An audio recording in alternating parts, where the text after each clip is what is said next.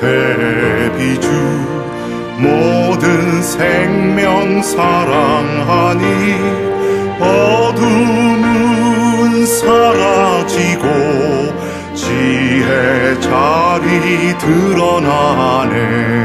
대비주 수행도량 마음의 고향 대비주 수행.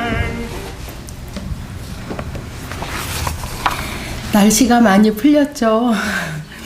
오늘 발표 앞두고 막 시간 맞춰 오느라고 전 막 땀을 흘리고 왔어요. 오늘 되게 바빠서 못 올 수도 있었는데 오늘 그리고 동계올림픽 개막식 앞두고 뭐 제가 외람되게 이런 말씀 드리기 좀 조심스럽습니다만 우리가 그 자비의 기운을 보내서 동계올림픽도 성공적으로 끝나지만 선수들 다치지 않고 이 올림픽이 우리 한반도에 좋은 기운을 넣어주는 그런 기회가 됐으면 좋겠다 이런 기도를 하고 왔습니다. 저는 부처님 생애에서 자유와 행복의 길을 만나다 이런 제목으로 말씀드리려고 하는데요. 여러분이 이미 잘 아시는 2600년 전의 옛날 이야기를 하려고 합니다. 북인도 룸비니에서 태어나시고 중생의 고통의 번민 끝에 29세에 출가하신 한 젊은 수행자가 보리수 아래서 마침내 큰 깨달음을 얻습니다. 그리고 그는 바로 희망의 메시지를 띄웁니다. 한량없는 지혜와 자비심, 그것을 우리는 지금도 받아보고 있습니다. 사생자부 시아 본사이신 서가모니 부처님의 생애에 대한 이야기입니다. 먼저 SBS 3기 과정의 정성껏 우리에게 강의해 주신 세 분 교수님께 깊은 감사의 말씀 드리고요. 또 저희가 더 깊이 깊게 수행하도록 지도해 주신 스님께 고개 숙여 감사의 말씀 올립니다. 감사합니다. 말씀 드리겠습니다. 부처님의 생애 교과목 강의를 들으며 10여 년 전 성지순례에서 가슴 뛰던 감동이 다시 살아나 눈시울이 뜨거워졌다. 우리와 다른 문화권에서 성장하고 그 풍토와 환경의 영향을 받은 가치관으로 수행하신 부처님의 가르침은 당시에는 인도인들을 위로하고 치유하는 말씀이었을 것이다. 오늘 우리가 부처님 생애 속에 담긴 교훈을 배우며 대비주 수행으로 마음의 힘을 키워나갈 때 더 자유롭고 행복한 삶이 펼쳐지리라 믿는다. 붓다의 탄생 당시의 인도 상황은 크샤트리아가 세속을 장악하여 부와 권력이 편제되고 하층민의 빈곤이 심화되었다. 전통 도덕의 경시로 가치관이 붕괴되고 정치, 경제, 사회가 혼란하니 기존 바라문교에 대한 회의로 새로운 진리를 추구하는 신흥 사상가인 사문이 등장한다. 민중은 고통을 극복하게 해줄 지도자로서 전륜 성황과 삶의 가치를 제시해줄 구원의 메시아로서 부처의 출현을 기대하게 되니 이러한 중생의 간절한 원에 응답하여 붓다가 출현하시게 된다. 붓다는 탄생 이전 도솔천 천주로서 호명보살이셨으며 영생불멸의 법신불로서 중생을 구원하기 위해 이 땅에 오셨다. 본생담에서는 희생으로 구도하셨고 법장 비구 48대 원과 약사열의 12대 원의 원력 봉사의 행으로 부처를 이루셨다. 15세의 시다르타는 농경제에서 농민의 고통과 약육강식의 현실을 보고 충격을 받은 후 중생에 대한 연민을 넘어 삶의 본질을 탐구하면서부터 함께 행복해지는 길이 화두이자 서원이 되었다. 이후 사문유관을 통해 느낀 바대로 잘못된 가치관을 버리고 수행을 통해서 윤회를 벗어날 것을 생각하면서 왕궁생활 속에서도 자유심으로 중생의 고통을 깊이 느끼며 출가를 다짐하였다. 29세 시다르타는 기존의 가치와 기득권을 모두 버리고 출가의 길을 떠났다. 홀로 명상을 하였고 스승을 찾아가 오비구와 함께 고행과 요가 수행을 하였으며 선정 수행을 하였다.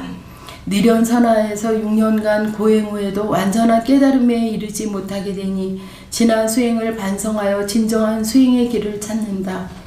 고타마는 욕구 충독에 따라 행복과 불행이 되는 길이 아닌 제3의 길을 찾는다. 욕망을 따르거나 거부하지 않고 놓아버림으로써 고락의 셀타라는 중도를 발견한다. 고우타마가 부다가야 피팔라 나무 아래에 앉으며 무상 정등 정각을 이루기 전에는 가부좌를 풀지 않으리라 대원을 세웠을 때 마왕 파순으로 상징되는 세족의 욕망과 기존 가치관이 공격하지만 중생의 고통을 자비심으로 관하며 깊은 선정에 든다. 또한 마왕이 고우타마의 공덕에 의문을 던졌을 때 무수한 과거생에 쌓아온 선업 공덕의 깃든 손을 아래로 뻗어 손가락 끝을 땅으로 향하고 다음과 같이 말했다.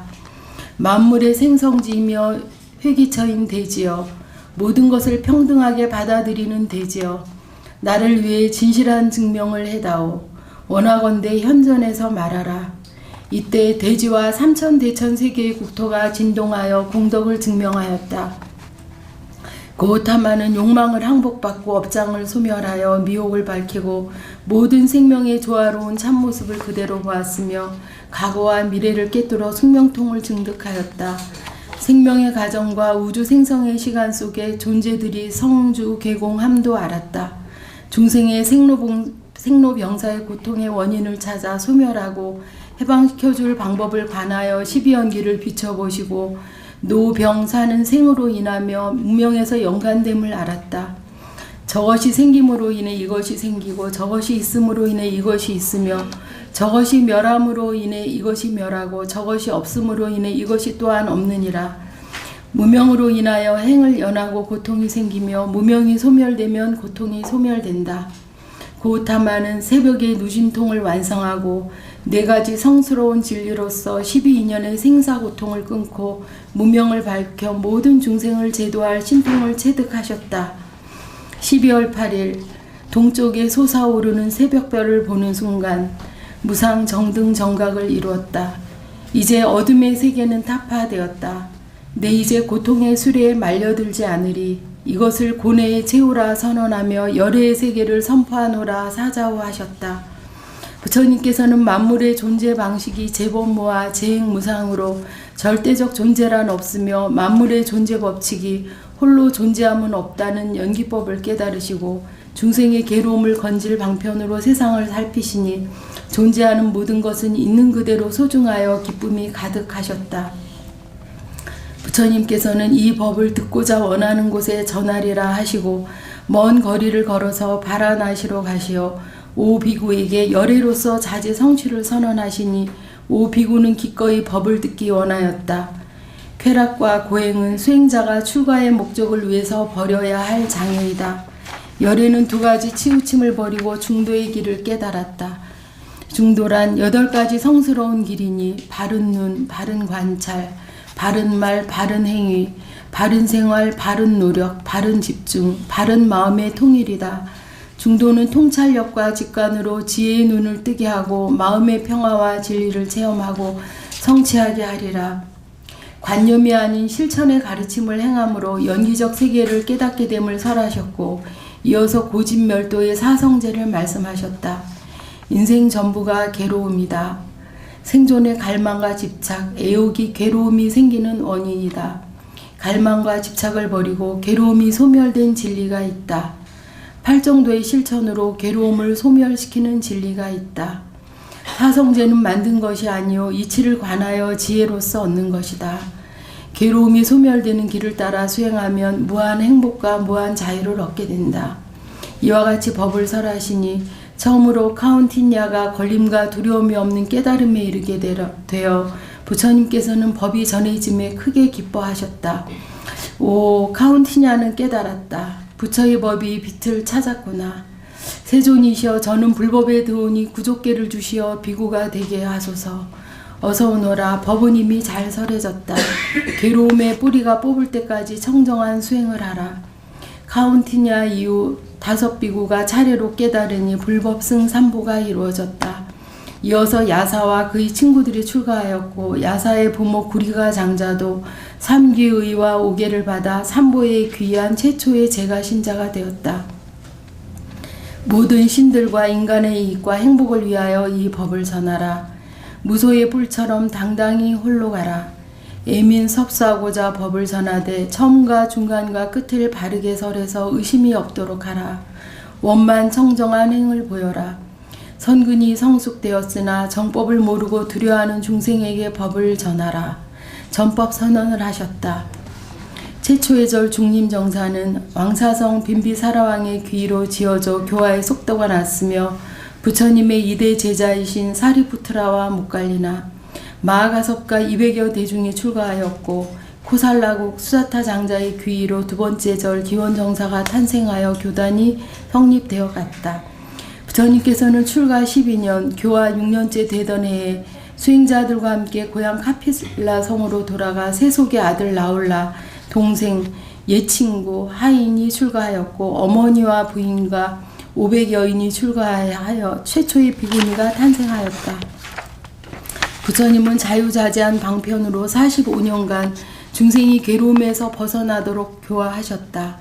사상가, 지식인, 귀족에게는 거짓을 타파하는 지혜의 가르침을 주셨고 고통받는 중생, 여인, 천민, 바보에게는 자비로 어리석음을 깨닫게 하셨다.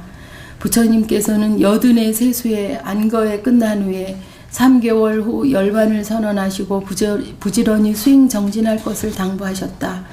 부처님 후계에 대해서는 법을 숨김없이 전했고 눈 있는 자는 다 볼 수 있고 귀 있는 자는 다 들을 수 있고 마음의 문이 열린 자는 다 알 수 있다 하셨으며 부처님 열반 후 의지처에 대해서는 저마다 자기 자신을 등불로 삼고 자신을 의지하라. 진리를 등불로 삼고 진리에 의지하라 하셨다. 파바 마을에 춘다의 공양을 드시고 아프시게 되니 그에게 향하는 비난을 위로하셨다. 세상에서 가장 큰 공덕이 있는 공양은 부처님께 올리는 두 가지의 공양이니 하나는 열애가 깨달음을 얻기 직전에 마지막으로 먹은 공양이고 다른 하나는 열애가 열반에 들기 직전에 마지막으로 먹은 공양이니라. 이렇게 춘다의 마지막 공양을 세상에서 가장 공덕 있는 공양으로 의미를 주심은 부처님께서만 하실 수 있는 말씀이었다. 부처님께서 열반에 들기 직전에 최후의 제자는 수바드라였다. 가난한 마을 쿠시나가라 사할나무 숲에 이르러 오늘 밤 열반에 들리라 하시니 하늘의 음악 공양과 사라나무의 꽃 공양을 받으셨으나 이것은 열애를 참으로 공양하는 것이 아니다. 열애에게 올리는 제1의 공양은 열애의 가르침에 따라 수행정진하는 것이다. 열애에게 올리는 공양과 똑같은 공양이 있는 네 가지 공양이 있다. 똑같은 공덕이 있는 네 가지의 공양이 있다. 배고픈 이에게 먹을 것을 올리는 공양과 병든 이에게 치료약을 올리는 공양과 가난하고 외로운 이를 보살피고 불법을 청정히 수행하는 스님을 외워하는 것이다.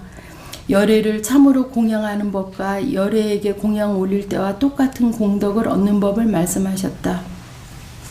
부처님께서 열반에 드시면 누구를 의지하고 살아야 합니까? 사념처에 의지하라. 이 몸 관신부정, 이 몸은 성스러운 것이 아니다. 관수시고 기분 좋음은 괴로움이다. 관심무상, 마음이라는 것은 항상 변한다. 관법무아, 존재라는 것은 실체가 없다. 사성지를 생각하라. 카필라성, 부처님이 태어나신 곳 카필라국 룸비니 동산 무우수 나무 아래 열애에 태어나심은 무엇을 뜻하는가? 마가다국 성도하신 곳 마가다국 가야 니련서나 강변 보리수 아래 무엇을 깨달으셨는가? 바라나시 초전 법륜을 굴리신 곳 바라나시 녹야원 열애의 설법은 무엇이었던가? 쿠시나가라 부처님께서 돌아가신 곳 쿠시나가라 성 사라쌍수 아래 열반의 의미는 무엇인가? 부처님의 마지막 설법입니다. 수행자들이여 열애가 가고 나면 보호할 이가 없어 닦아오던 것을 잃을 것을 생각하지 마라. 부처된 뒤로 지금까지 내가 말한 경과 계율은 너희들을 보호할 것이다. 내가 열반에 든 뒤에 계율을 존중하되 어둠 속에서 빛을 만난 듯 가난한 사람이 보물을 얻은 듯이 소중하게 여겨라. 계율은 큰 스승이며 내가 세상에 더 있어도 이와 같기 때문이다. 개는 해탈의 근본이니 개를 의지하면 선정과 지혜가 이로부터 나온다. 가장 안온한 공덕이 머무는 곳임을 알라.